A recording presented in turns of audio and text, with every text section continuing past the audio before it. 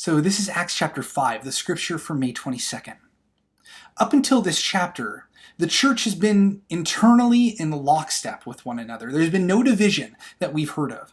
But in this chapter, we are introduced to a married couple named Ananias and Sapphira, and they sense an opportunity.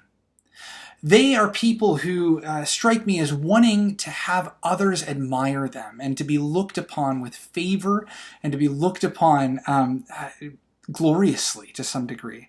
And so they pretend to offer all of the money they got from selling a property. They pretend to offer all of that money to the church while secretly keeping a bit behind.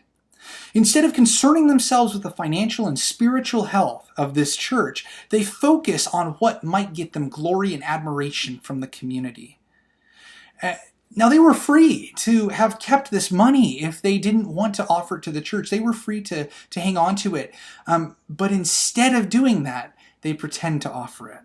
Now, ultimately, when we focus only on ourselves and on our own glory, our lives are not worth living. They are empty. And that's what Ananias and Sapphira in this story shows us, where, perhaps we're not smitten down or we're not smited down if we don't give all of our money to the local church. That's not the moral of this story. The moral is that death is the end of those who try and look after their own glory without giving heed to the needs of those around them. Those who try to be duplicitous with God it's not gonna work for you. Luke likely intended this to parallel the story of Achan in Joshua chapter 7.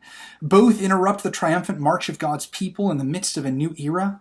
Both involve the idolatry of greed. As a result, the people took God seriously. God is holy, and to approach God sort of tongue-in-cheek or to pretend like you're something and you're not, that's a dangerous thing to do.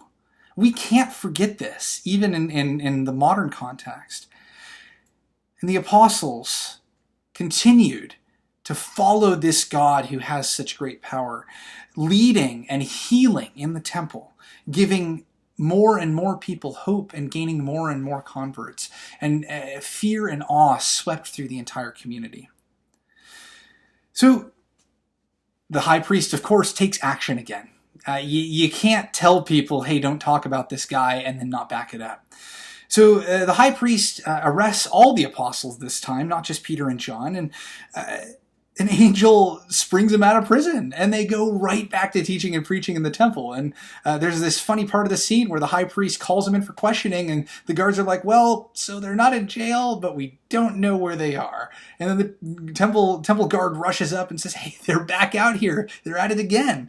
And so the high priest drags them before the Sanhedrin and asks them a bunch of questions again. Now, we normally are supposed to obey those that God puts in authority over us. But God places a higher demand on us obeying God. And as Peter says, we need to obey God rather than human authority. So when they come in conflict, God gets the last word.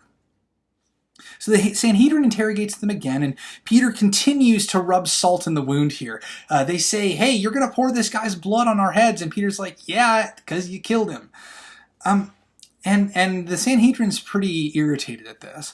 But then we get introduced to this guy named Gamaliel. And Gamaliel is the guy who we later learn is Paul's mentor. Paul is going to be a great evangelist for Christ later on in the book of Acts. Gamaliel is the sort of person we should all aspire to be like. While he didn't seem to be interested in this new movement concerning Jesus of Nazareth, he is able to see something that the rest of the Sanhedrin can't. And that's that those who disagree with me might actually be agreeing with God. That what I think God is about doesn't define what God is about. We as Christians need to take this attitude and make that our own as well. Now, more than this, though, he's willing to say something about it. There may have been several folks on the Sanhedrin who were thinking along the lines of Gamaliel, but he's the one who's courageous enough to take a stand against the most outspoken in the room and say, hey guys, we may be convinced that we're in the right, but that doesn't mean that we're in the right. So Gamaliel, while he doesn't believe Jesus of Nazareth is the Messiah, he's willing to offer the believers the benefit of the doubt. We also need to remember that God often appears where we would least suspect God to appear. And we need to live in fear and awe at how the Lord can work through anyone and in any situation. So I wonder, how do you act like Ananias and Sapphira? And conversely, how do you act like Gamaliel? That's all for Acts chapter 5. On the 25th, we'll be looking at Acts chapter 6.